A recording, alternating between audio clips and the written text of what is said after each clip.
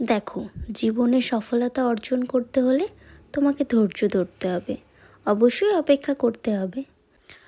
তোমাকে আর কি করছি গাইস, আমার নিজেরই ধৈর্য নাই, আর কি কব।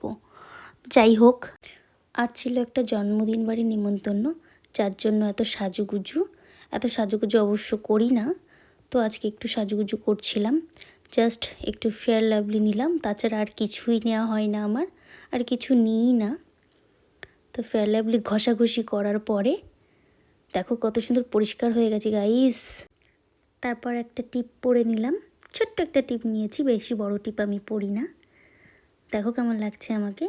তারপর দেখো একটু কাজল নিয়ে নিলাম।